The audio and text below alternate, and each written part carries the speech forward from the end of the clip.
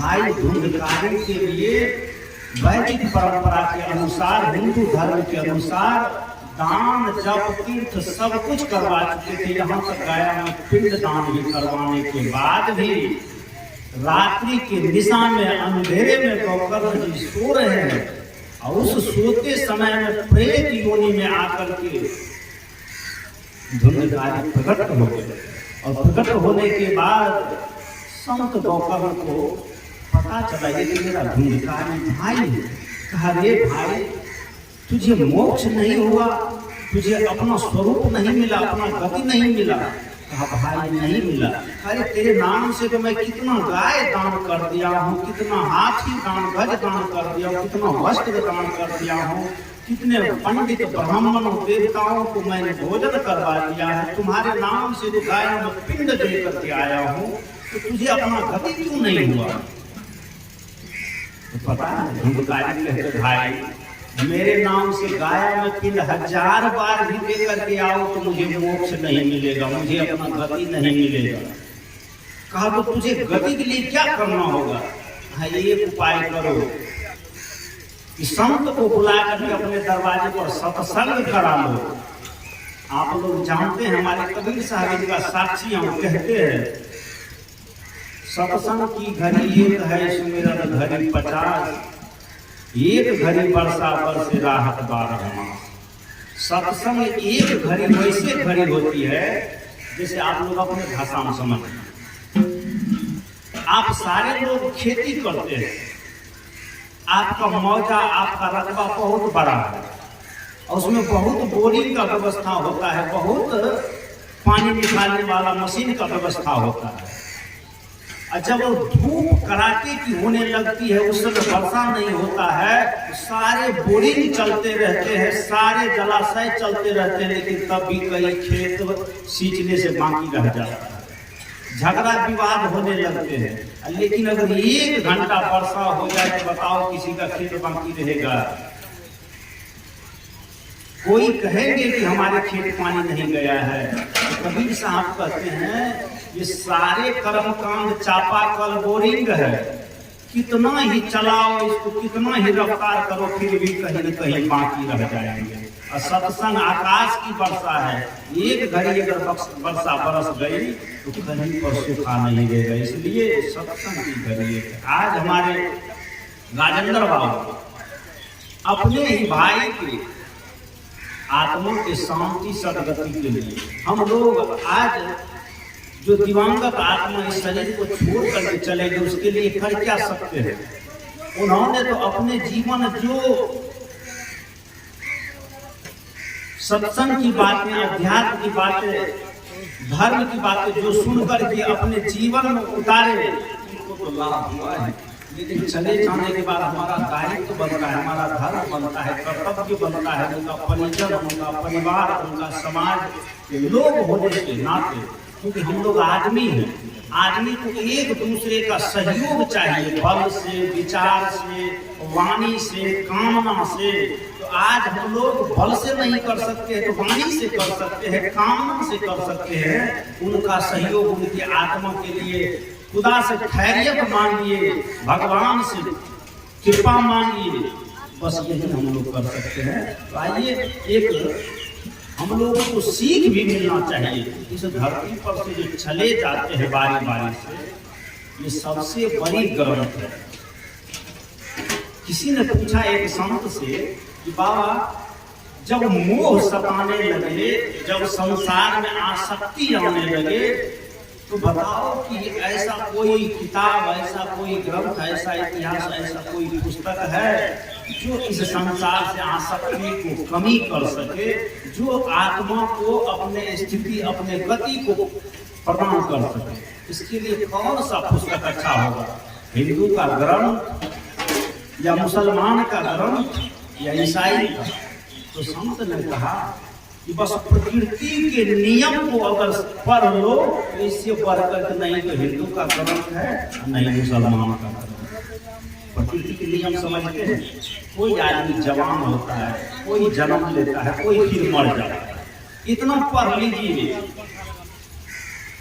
बस बस इतना अगर जान लीजिए, इतना अगर विचार लीजिए कि एक दिन जन्म होता है, फिर कुछ दिन ठहरता है, फिर चला जाता है, समझ में आता है नदी की धारा से अधिक कुछ नहीं है। जीवन नदी की धारा है, ये आते हैं और चले जाते हैं। ये तो फूल से अधिक कुछ नहीं है, फूल खिले और शाम को मुरझाए।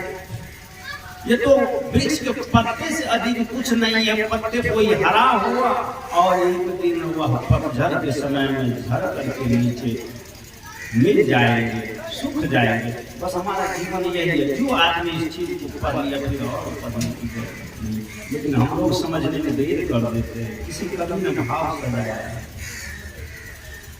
जब तक अर्थ कमाया लाया पलड़ा होता भारी, जब तक अर्थ कमाया लाया पलड़ा होता भारी, अब तक में तो हो जाती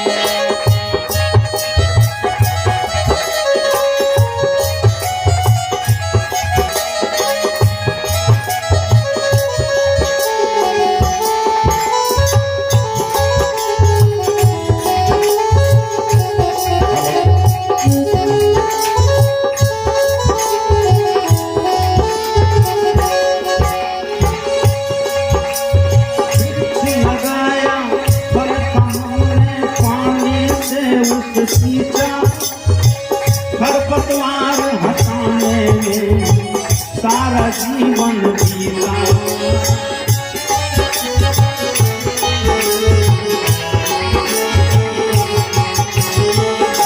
लगाया फल हमने पानी से उस सींचा, खरपतवार हटाने में सारा जीवन बीता।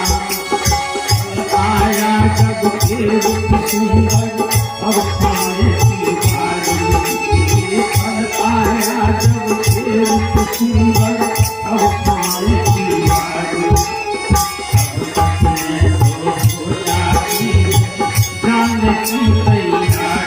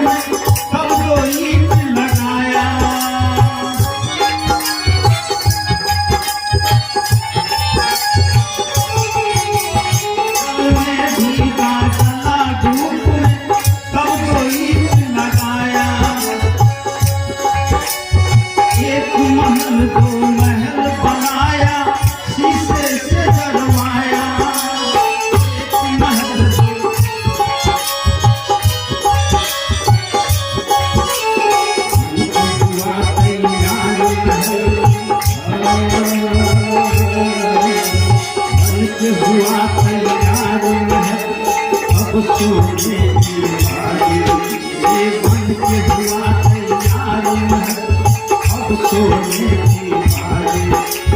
अब तक में तो हो जाती है जाने की तैयारी,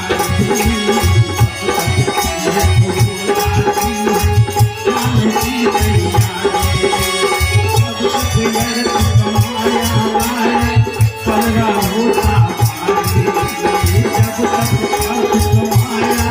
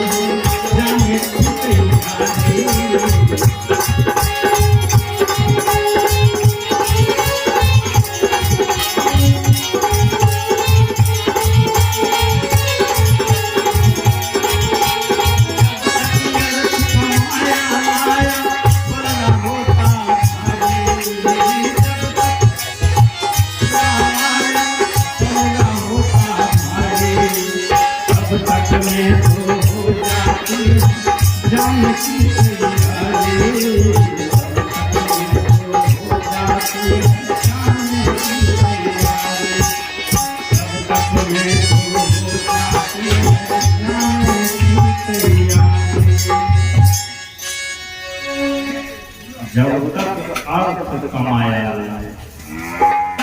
अर्थ समझते हैं, अर्थ आप लोग समझते हैं, अर्थ मतलब पैसा, अर्थ मतलब वस्तु, अर्थ मतलब व्यवस्था, अर्थ मतलब सामान, अर्थ मतलब उपलब्धि, अर्थ मतलब ताकत, अर्थ मतलब मकान, दुकान, जवानी, पद, प्रतिष्ठा। जब तक ये सब हम लोग कमाते हैं, जानते हैं तब तक क्या होता है? कमाते हैं किस लिए? भोगने के लिए। और जब तक हम भोगने के सामान को इकट्ठा करते हैं तब तक हम भोगने वाला की तैयारी होती है। बात ठीक है, इसमें संदेह है। जब तक में हम लोग जमा करते हैं कि अब ठीक हुआ, अब कोई कमी नहीं है, जमीन भी खरीद लिए, बैंक बैलेंस भी कर लिए, अब इलेक्शन भी जीत लिए, अब पुत्र परिवार को भी संगठित कर लिए, अब पुत्र को भी नौकरी मिल गई, अब तो बस बैठ करके चाह रहे हैं। तो समय क्या है?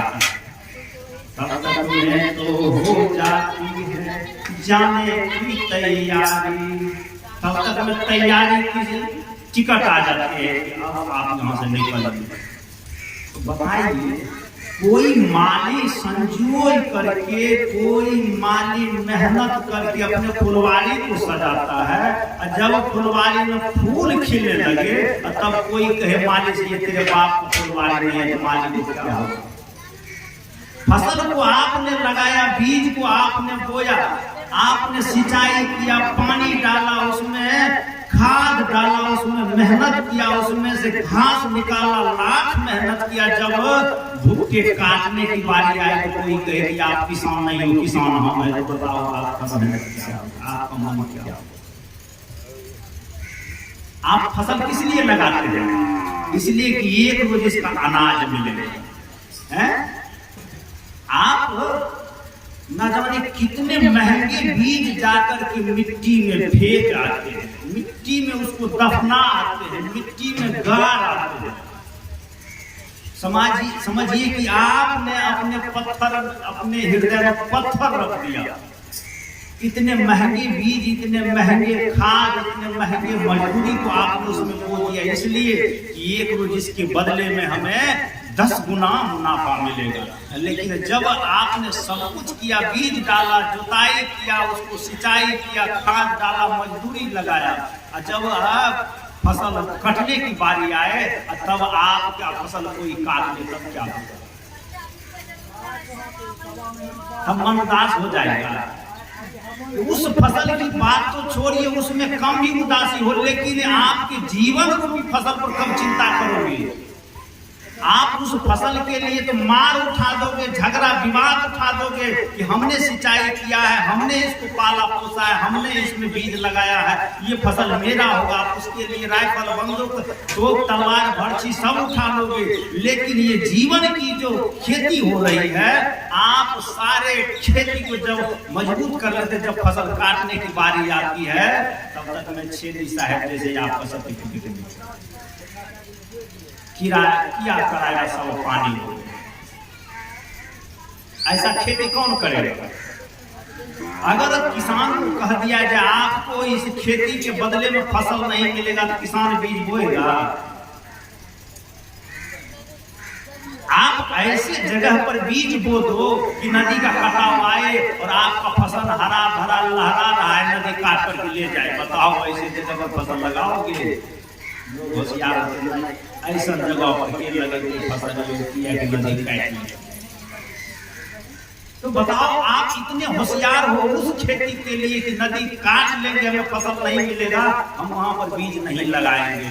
तो हमारे कबीर साहब कहते, हमारे यह जो सामाजिक व्यवस्था का चित्रण किए हमारे ये कवि कहते हैं कि हमने भी वैसा ही देखा, जब तक अर्थ कमाया लाया पलरा होता भारी। जब तक हमारा वस्तु का पल्ला भारी हुआ कि अब हमको पूरा हो गया, तब तक में तो हो जाती है जाने की तैयारी हो गया। ये बात पर जरा आप लोग सोचिए, जरा थिंकिंग कीजिए, जरा समझिए कि छेदी बाबू के साथ हुआ है, आपके साथ नहीं होगा। विश्वास हो कि नहीं? यहाँ सब खाली छेदिए साहब के भला है। एक आदमी कल के बाबा को मरबे करते सब, लेकिन जे दूध उठाना खाए से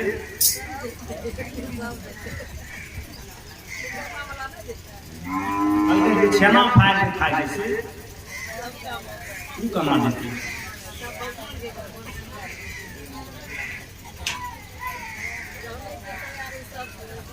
तब तक में तो हो जाती है जाने की तैयारी। प्रकृति की व्यवस्था सबके लिए समान है। यहाँ पर कोई सम्राट आए कि भिखारी आए, प्रकृति किसी के लिए नजरअंदाज नहीं करता।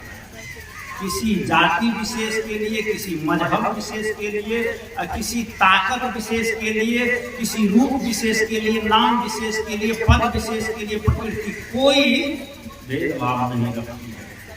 आप कलेक्टर हो जाए, प्रकृति आपके साथ वही बर्ताव करेगी जो एक मूर्ख आदमी के साथ बर्ताव करती है। प्रकृति का धूप कलेक्टर को भी उतना लगता है और एक गवार मूर्ख को भी उतना लगता है। धूप डरता है, सूर्य डरता है, कलेक्टर साहब जा रहे हैं और थोड़ा सा हम धूप कम करते हैं। फूल खुशबू बिखेर रही है, वह खुशबू इस तरह से समतल भाव से कलेक्टर साहब के लिए, राष्ट्रपति के लिए उतना खुशबू देगी जितना एक गरीब आदमी, दरिद्र आदमी, भिखारी आदमी जाए वो नजरअंदाज खुशबू कभी नहीं कहता है भिखमंगा जा रहा है की जरूरी से खुशबू देगी, रुक देते हैं। कोई भिखारी भी जाए तो फूल उसके लिए घटता बढ़ता नहीं है, अमीर भी जाए तो बराबर से। ठीक उसी प्रकार से मौत भी किसी के साथ फैसला नहीं, समझौता नहीं करता है। हाँ, आप इतने बड़े हो, आपके लिए कुछ राहत हो जाए, छेदी बाबू के लिए तो हुआ ही व्यवस्था, आप लोगों को छोड़ दिया जाएगा। लेकिन एक बात आश्चर्य होता है हमको कि हम लोग अगर कुछ करते हैं तो उसमें भूल होता है, लेकिन ये भगवान की खेती, प्रकृति की खेती, इसमें भूल नहीं है। जितना आदमी आते हैं धरती पर सब चले जाते हैं, वो चुन करके आए हैं सो जाएगा। लेकिन हमें आश्चर्य होता है इतना लोग हैं, एक दो आदमी को भूल जाना चाहिए भगवान। हमारा आदमी को तो नहीं बचल, लेकिन पूछे तो 400 साल बचल, भगवान भुलाने जाए खाता में। एक आदमी ने ऐसे किया, जमराज आप लोग समझते हैं, जिसका काल नजदीक आ जाता है, मौत नजदीक आ जाता है, मृत्यु नजदीक आ जाता है, जाने का समय आ जाता है, लोग कहते हैं जमराज आए। जो संत होते हैं, जो भक्त होते हैं, उसके लिए कहते हैं फरिश्ता आता है, उसके लिए दूत आता है। जो संसारिक लोग होते हैं उसके लिए यमराज आता है। तो संयोग से एक आदमी ऐसा था जो अपने जीवन में सब दिन चतुराई किया। चतुराई समझते हैं, जो अपने आप को बहुत बुद्धिमान समझे, हर जगह बुद्धि का प्रयोग करते हैं, अपने बुद्धि के तरकीब से, बल से लोगों को ठग ठग करके अपने बहुत मान सम्मान पा लेते हैं।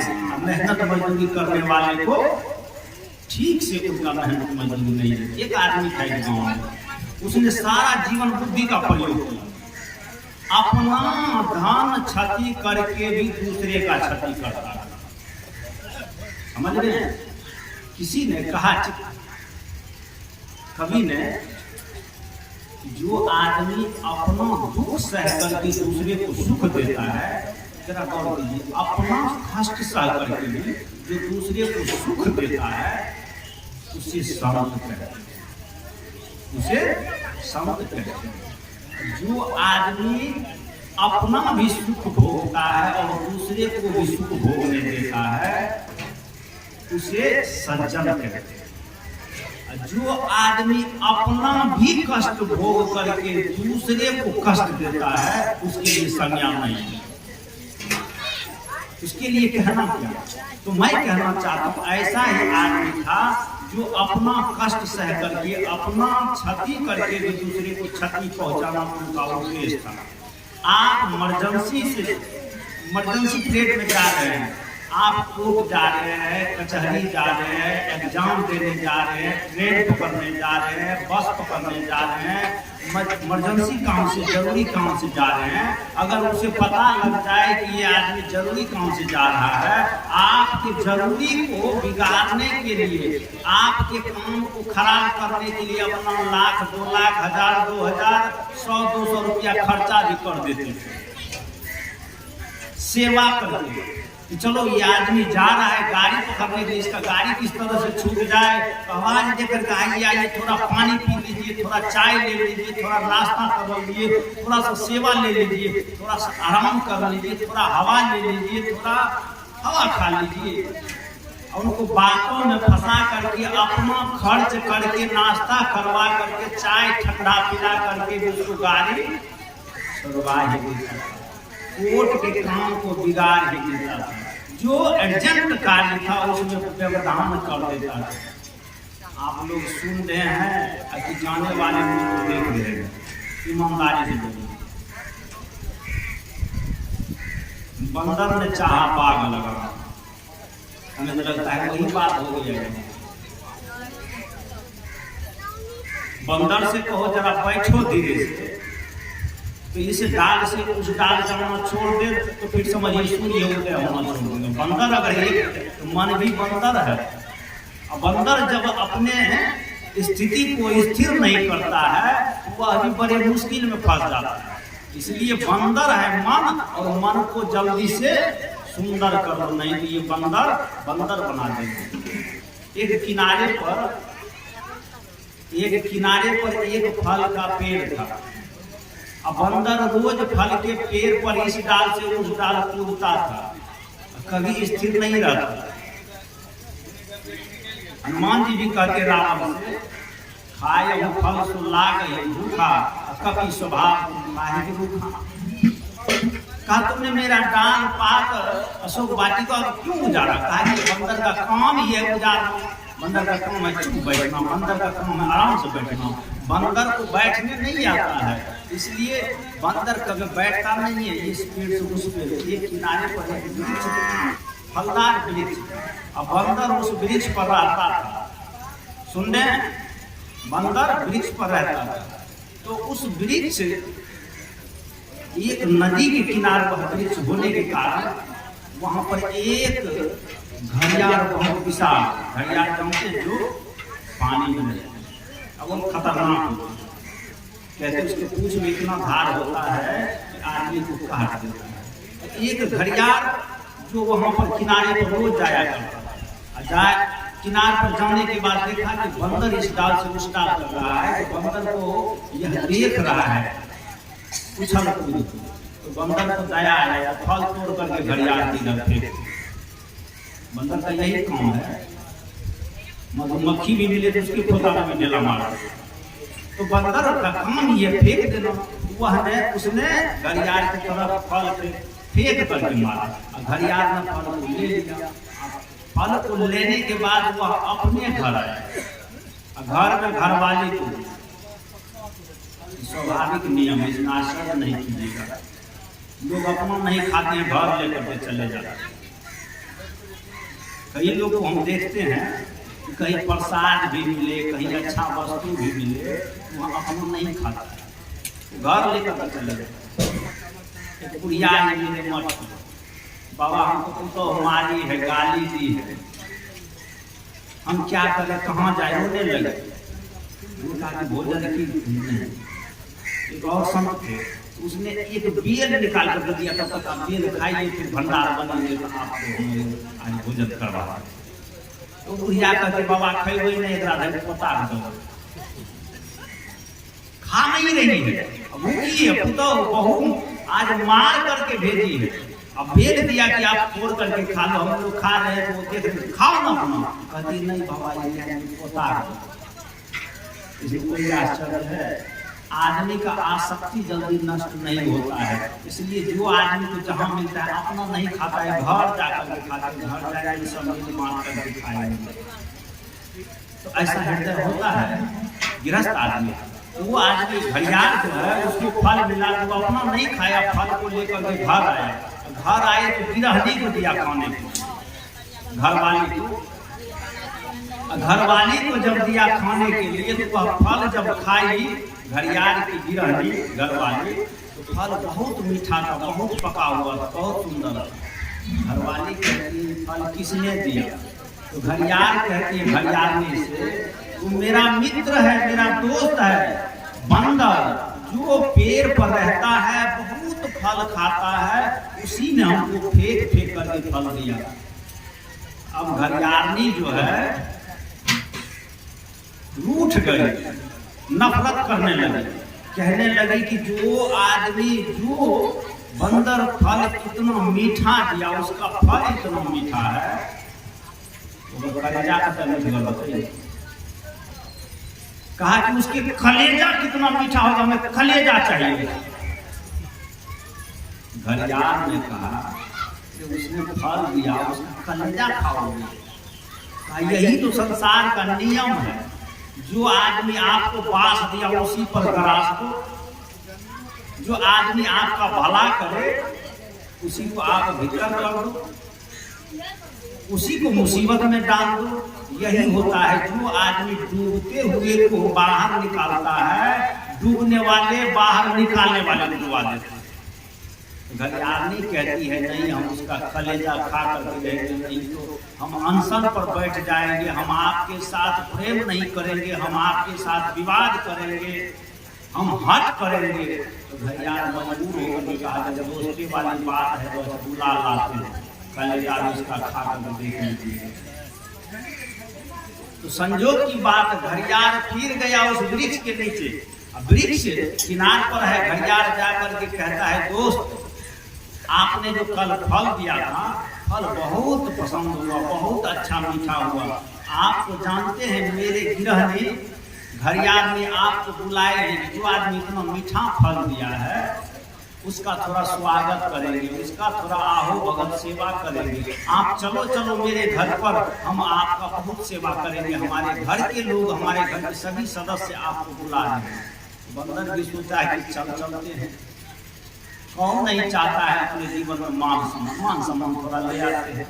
बंदर को कहा घड़ियाल के मेरे पीठ पर बैठ करके चलो। जब बंदर ने घड़ियाल के पीठ पर बैठा तो घड़ियाल लेकर के चल दिया, बीच नदी में गए तो घड़ियाल सोचता है अब बंदर जाएगा, तो घड़ियाल तब कहता है दोस्त आज आपका दिन पूरा हो गया।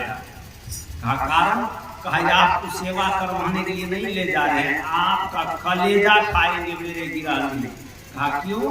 कहा कि कल आपने जो फल दिया था तो फल का स्वाद इतना मीठा हुआ कि हमारे घड़ियाली कहने लगी कि जो आदमी फल इतना सुंदर दिया उसका कलेजा कितना सुंदर होगा, हमें कलेजा चाहिए। जानते वो अनशन पर बैठ गए इसलिए आपको ले जाते। बंदर ने कहा घड़ियाल भाई अरे आपको बोलना चाहिए कि आपका कलेजा, हम कलेजा गाछे पर भुलाएंगे, कलेजा पास में कहाँ है? आपकी गिरहनी उदास हो जाएगी तो नाराज और नाराज हो जाएगी, घनघोर नाराज, आप तो मुसीबत में पड़ जाएंगे, हम कलेजा तो भूल गए। घड़ियाल ने सोचा कलेजा नहीं है पास में, कहा नहीं कलेजा तो पेड़ पर ही छूटा है, कलेजा भी छूटता है, छूटता है कलेजा। बंदर कहता है कलेजा तो भाई हमने पेड़ पर छोड़ दिया, अब वापस करो गाड़ी को, वापस करो। हम भी चाहते हैं कि जब आपकी घरवाली इतना खुश है मेरे फल से तो कलेजा खाने के बाद ये कलेजा क्या, मेरे पास जितना कलेजा है सब ले लेंगे, खाते रहे कलेजा। घड़ियाल ने सोचा भाई कलेजा एक भी नहीं है पास में, कहा ना एक भी नहीं है, मैं सब कलेजा को रखाया हूँ पेड़ पर। कहा चलो फिर कलेजा लेकर के आओगे ना? कहा कि निश्चित आएंगे। जब दोस्ती की बात है, यारी की बात है, और बताओ आपके गृहिणी, आपके घरवाली, तो बताओ आपकी पत्नी तो मेरी भाभी हुई। अब भाभी के मन को पूरा करना मेरा कर्तव्य है, जानते हो। अरे भाभी की सेवा के लिए भाई लक्ष्मण ने 14 वर्ष तक जागा रह गया, तो हम अपने भाभी के लिए कलिया नहीं दे सकते। चलो तो सही बात। और जब घड़ियाल वापस आया तो बंदर को जब उतारा किनार पर कहा कलेजा लेकर दिया, और बंदर पेड़ पर चढ़ करके कहता है कलेजा भी छूट जाता है पेड़ पर, जाती होती नहीं, भागती होती नहीं, अब तुमको एक फल भी नहीं मिलेगा। मैं कह रहा था कि बंदर जैसे मन होता है, मन को कभी भी इधर उधर मत फेंको, नहीं तो घड़ियाल वाला मुसीबत में फंस जाओ। अरे उसके पास तो तरकीब था, कलेजा छोड़ आया था, कहीं आप लोग कलेजा लेकर के ही चले गए तो। इसलिए जहां आप आए हैं वहीं रहिए। थोड़ा देर तो कम से कम सब्र करके, थोड़ा देर शांत होकर के श्रद्धा से संतों के बातों को सुन लीजिए, तो समझ में आएगी। तभी आपका जीवन उद्धार हो सकता है, तभी आप अपने जीवन में आनंद की उत्सव देख सकते हैं। मैं कह रहा था, मेरा प्रसंग था, आज जो छेदी साहब अपने शरीर को छोड़ करके चले गए हैं, यह क्रिया सबके जीवन में हो। इससे गाफिल मत हो जाइए, नजरअंदाज मत कीजिए, इसको भूल मत जाइए। धरती पर सब कुछ को भूलिए, लेकिन मौत को कभी मत भूलिए। क्यों? क्योंकि मौत कभी भी किसी को नहीं भूलती है। इसके सामने कोई होशियारी नहीं चलता है। मैंने तो कहा एक आदमी बहुत होशियार थे, सबको ठगते रहा।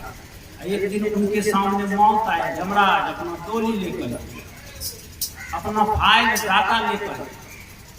यमराज को देख करके इस सेठ जी ने हिम्मत किया कि आज तक दुनिया में हम सबको बेवकूफ बनाए, आज यमराज को भी बेवकूफ बना देंगे। एक बात जानते हो, दुनिया को ठग लोगे लेकिन उस दरबार को नहीं ठग सकते।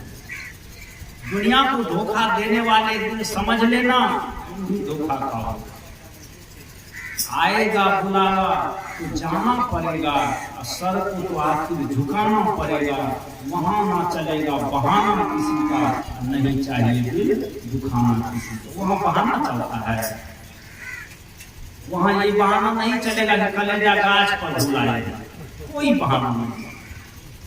वो बहाना बाजों का बहाना बाज है। इसलिए दुनिया को ठगने से यह प्रतीत होता है कि हम उस दरबार को भी ठग लेंगे, नहीं यहाँ पर तुलसी वह दरबार में बदला कहीं ना जाए। जाकर पापवान को अपने लिए कहा, अगर दूसरे को धोखा देते हो तो अपने समझो। कभी शायद इसीलिए कभी आप ठगाइए और न ठगिए को, आप ठगे सुख हो और ठगे दुख हो। अगर ठगाना है तो अपने ठगा जाए, दूसरे को मत ठगिए। दूसरे को ठगते तो अपने बहुत बड़े जबरदस्त तरीके से ठगा। तो यमराज जब आया तो सोचा कि सबको हमने ठग लिया।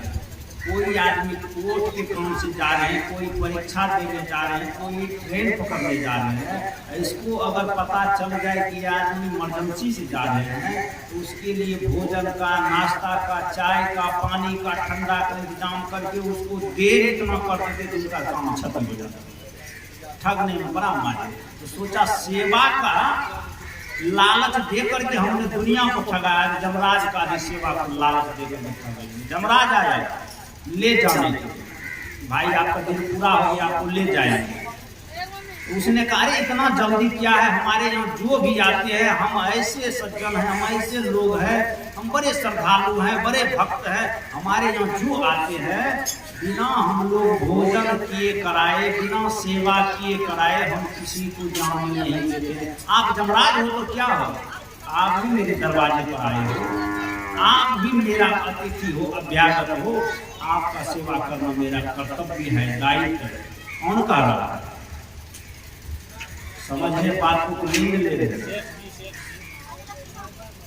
बहुत आदमी का देह है यहाँ, तन है यहाँ, मन है कहीं। तन को साधु संग में मन फिरे चहो। जब तक तन मन एक करके नहीं सुनेंगे तब तक आप लोग वंचित रह जाएंगे। मैं कहना चाहता हूँ, कौन किन से कह रहे सेवा लेने के लिए? जिस आदमी का मौत नजदीक आ गया है, उसके घर जमराज आए ले जाने के लिए, वो आदमी सब दिन सबको सेवा करके ही थकते रहा। देखिए, सेवा भक्ति का प्रथम निशानी है, प्रथम सीढ़ी है, लेकिन सेवा करके भी धोखा दिया जा सकता है। ये एक आदमी के मिल लेकर के भाई हमारा दोस्ती करो, कभी कुछ खा पियो, हमारा साथ बैठो, बोलो, हंसो, हमारा देह में बहुत कुछ खा लियो। अब उनको सेवा कर रहे हैं, ठकुआ खिला रहे, चिड़ा खिला रहे, नाश्ता चाय सब खिला रहे, और कुछ देर बाद जाके चल इतना सेवा किए हैं, इतना दोनों भाई है, एक ही जगह जमा, तो थोड़ा मोबाइल दीजिए, फोन कर रहे थे हम कर, फोन करने दिया, बस फोन लेकर सेवा हुआ, सेवा हुआ। सेवा भक्ति की प्रथम सीढ़ी है, लेकिन कोई लोग सेवा को ही अपना करके लोगों को धोखा देते हैं। तो सेठ जी सारा जीवन सेवा का ढोंग किया, लेकिन भीतर भरा हुआ वही बात है कि लोगों को ठग लेना। बहुत सेवक भी होते हैं जो आपका शोषण करना चाहते हैं। जानते हैं सेवक कैसे कैसे होते हैं? एक राजनीतिक कार ने शिक्षा दिया, किसी को गर्दन दाबना है उसका चरण दाब, किसी को गला दाबना है तो आप सीधे कहोगे कि बाबू आप इधर आओ, आपका गला दाब दे देगा, दाबने गला दाबने के लिए कौन देगा। लेकिन आप कहो कि बाबा इधर आइए, थोड़ा चरण दाब लेते हैं, आपका सेवा कर लेंगे, चरण दाबने लगे, चरण दाबते दाबते कहो कमर दाब लेते हैं, कमर भी दर्द करता है, तो पीठ दाब लेते हैं, और पीठ से जब गर्दन पर हाथ जाएगी तो बस गर्दन दाब दीजिए। तो चरण से आप शुरुआत कीजिए और गर्दन दाब दीजिए, आराम से काम बन जाएगा। लेकिन डायरेक्ट किसी को सीधे सीधे कहेंगे कि हम आपका गर्दन दाबेंगे, तो नहीं दाबेंगे। इसलिए सेवा कर करके किसी के साथ आप हिंसा भी करना चाहो तो सेवा एक बहुत अच्छी सीढ़ी है। लूटने के लिए भी सेवा का प्रयोग किया जाता है, और मोक्ष पाने के लिए भी भक्ति मार्ग में भी सेवा का प्रथम स्थान है। मैं कहना चाहता हूँ, ऐसा सेवा हमारा नहीं होना चाहिए जो भीतर में घात हो और ऊपर में स्वागत हो। नहीं, वह सेठ जी को सारा सब दिन दूसरे को ठगते रहा, सेवा का भोग करके। आज जमराज भी आया उनके घर, तो जमराज को भी चाह ठग ले। जमराज से कहा, जमराज भाई हमारे यहाँ आप आए हो, आप मेरा मेहमान हो, आप मेरा अतिथि हो, आप मेरा भगवान हो, क्योंकि वेद में वर्णन किया गया है मातृदेवो पितृदेवो अतिथि देवो आचार्य देवो।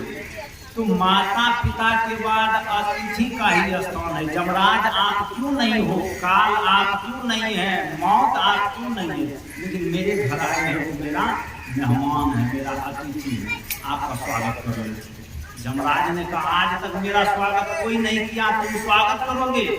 अरे मुझे देखते ही तो रावण का हाथ पैर होने लगा, मुझे देखते ही कंस कौरव कुंभकर्ण का हाथ अटैक करने लगा, मुझे देखते ही अच्छे अच्छे हिम्मत वाले लोगों का पसीना छूटने लगा, दम छूटने लगा, और तुम पहले आदमी हो कि मेरा स्वागत करोगे, सेवा करोगे।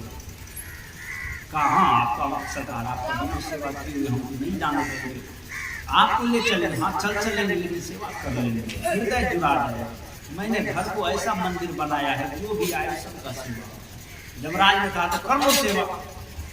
अब जमराज को कहा थोड़ा पानी पी लीजिए, थोड़ा चाय ले लीजिए, थोड़ा ठंडा पी लीजिए, थोड़ा नाश्ता, थोड़ा भोजन, और नाश्ता भोजन होने के बाद थोड़ा विश्राम कर। जमराज विश्राम करने लगा। आया था जमराज उस आदमी को मारने के लिए, अब विश्राम करने लगा, नींद में चला गया। नींद में जाने के बाद पलट करके जमराज के रजिस्टर को देखने लगा कि मेरा नंबर किस दिन है, किस घड़ी में है, किस समय में। देखा मेरा नंबर तो आज ही है, आज के समय में ही है, इतना बजकर इतना मिनट में। और उसके पीछे देखा सारे गांव के लोगों का नाम है, लाखों करोड़ों लोगों का नाम है, रजिस्टर पूरा भरा हुआ है। तो उसने कहा एक नंबर में मेरा नाम है, फिर बाकी हजारों लोगों का नाम है। जमराज सो रहा है, सेवा की है, कुछ फायदा उठाना। क्या काम किया, एक व्हाइटनर आता है लिखे हुए अक्षर को मिटाने के लिए, कॉपी पर ही मिटा जाता है। तो उसने अपने गोदरेज से अपने दराज से निकाला एक मेटाउना व्हाइटनर, जो जमराज के रजिस्टर पर लिखा था उनका नाम, बस उनको वहां पर लगा दिया, उसका नाम ही मिट गया। कहा मेरा नाम मिट गया तो नाम खोजेगा तो मुश्किल में पड़ जाएंगे, तो नाम होना चाहिए।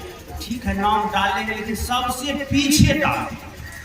अब लाखों करोड़ों लोगों को जब तक बारी आएगी तब तक में हम 200-400 बरस जी लेंगे तो मन पूरा हो जाएगा, मौज मस्ती कर लेंगे, सब सुख भोग कर लेंगे, सबको देख लेंगे, पोता पर पोता सब कुछ देख लेंगे। अभी जो हमने कहा पिता बना दादा की चाहत, माया नाच नचाए कभी नहीं पूरी होती, तृष्णा बढ़ती जाती। जो पिता बना है वो दादा बनने के लिए चाहता है।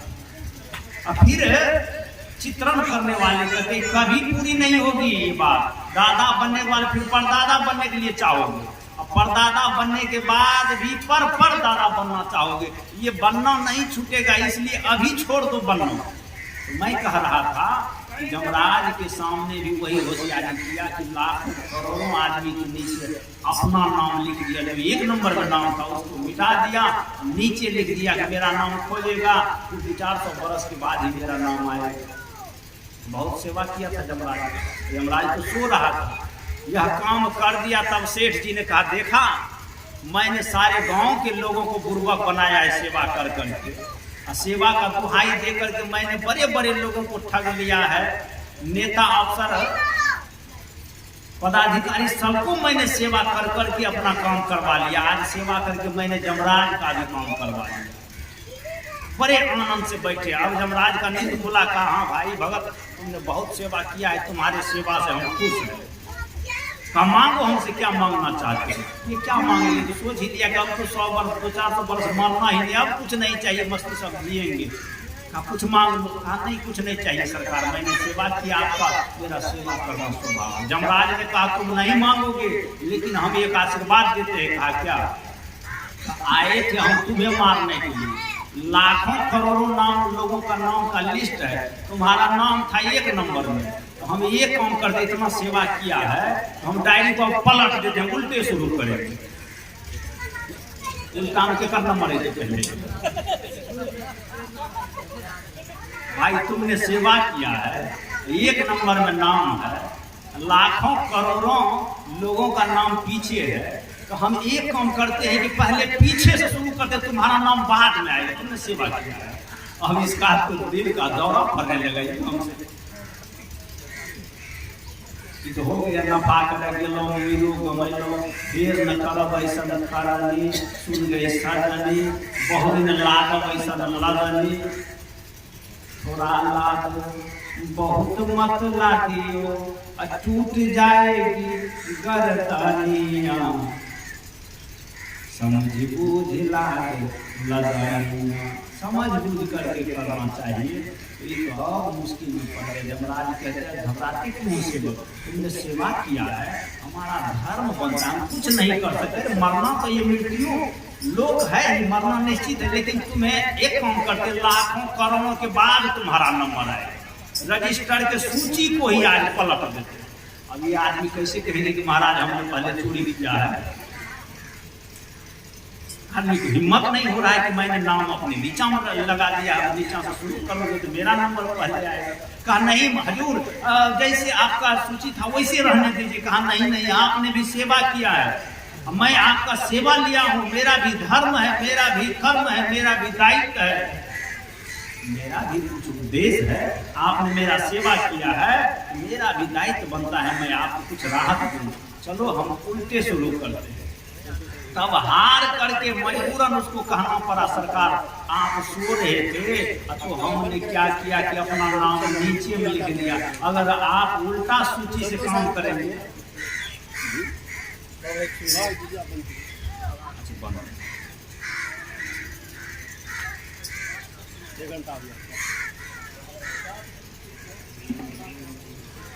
तो मैं कह रहा था आप लोगों को जमराज कहते हैं कि आप लोगों ने सेवा किया, आपको हमने इतना किया कि उल्टा शुरू करना, उल्टा सूची से हम काम करना चाहते हैं। तो सेठ जी कहते नहीं, आप जैसे चल रहे थे उसी सूची से चलिए, कृपा करके पलटिए मत। मजबूरन उसे कहना पड़ा कि सरकार आप सो रहे थे, हमने एक काम किया, अपना बुद्धि लगाया, मेरा नाम है 1 नंबर में, तो हमने सब लोगों के लास्ट में अपना नंबर लगाया है, इसलिए कृपा करके जैसे चल रहे हैं वैसे चलो। जमराज ने कहा कि नहीं, हमने ध्यान करके पता कर लिया है, वर्मा जी को जानकारी दे दिया है, जहाँ से मैंने रजिस्टर उठाया